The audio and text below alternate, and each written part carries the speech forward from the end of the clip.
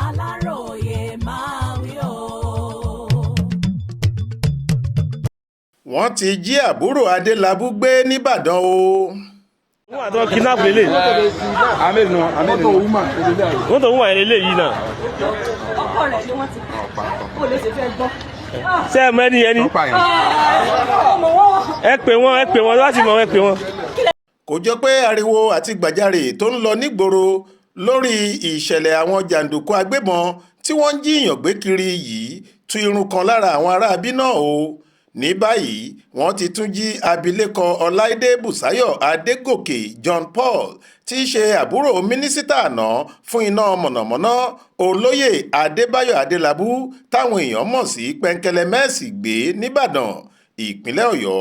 Wọ́n sì jí àwọn ọmọ rẹ̀ méjì Táyé Kẹ́hìn Peter àti Paul gbé pẹ̀lú rẹ̀. Gẹ́gẹ́ báwọn mọ̀lẹ́bí Ọláìdé ṣe fìdí rẹ̀ múlẹ̀, ìṣẹ̀lẹ̀ yìí wáyé ní nǹkan bíi aago 7:30 òwúrọ̀ ọjọ́rú wẹ́sídẹ̀ẹ́ ọjọ́ 3 oṣù kẹfà ọdún yìí lásìkò tí màmá ẹni ọdún 43 náà ń kó àwọn ọmọ rẹ̀ lọ ilé ẹ̀kọ́ wọn gẹ́gẹ́ bó ṣe máa ń ṣe láràárọ̀ ní àwọn agbébọn náà rẹ́bù rẹ̀ lọ́nà tí wọ́n sì jí àwọn mẹ́tẹ̀ẹ̀ta gbé.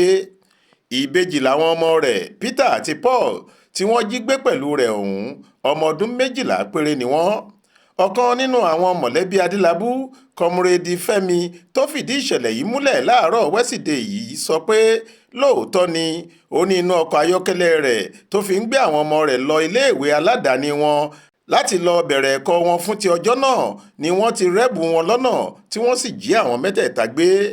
Ó láwọn ti fi ìṣẹ̀lẹ̀ náà tó àwọn ọlọ́pàá létí, wọ́n sì ti bẹ̀rẹ̀ ìwádìí lẹ́yẹ òsọkà.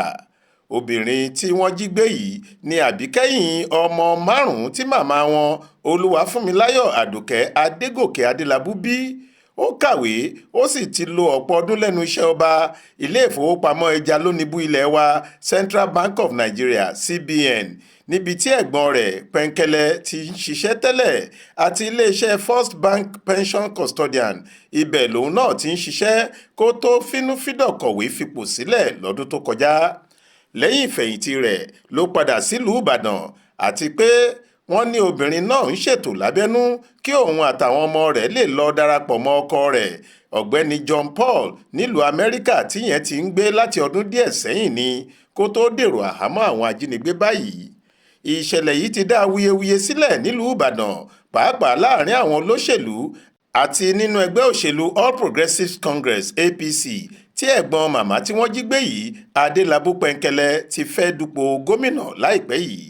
Lórí ẹ̀rọ ayélujára báwọn kan ṣe ń sọ pé ìṣẹ̀lẹ̀ yìí lè jẹ́ látọ̀dọ̀ àwọn ọ̀tá ẹ̀gbọ́n rẹ̀ lágbo òṣèlú, bẹ́ẹ̀ làwọn míì ń dá màmá náà lẹ́bi. Wọ́n ní pẹ̀lú bí ìwọ́de àti ìfẹ̀hónúhàn ṣe ń wáyé tako ètò ààbò tó mẹ́hẹ nípìnlẹ̀ Ọ̀yọ́, kò yẹ kóbìnrin náà sọ pé òun ń kó àwọn ọmọ lọ iléèwé kan nírú àsìkò yìí nítorí ọ̀rọ̀ tí gbogbo ìlú ń jà fún yìí ọ̀rọ̀ tó kan tolórí tẹlẹ́mù ni. Faith Adébọ́lá ló ṣàkójọ ìròyìn yìí tó sì kà á sétí ìgbọ́ yín fún Aláròyé.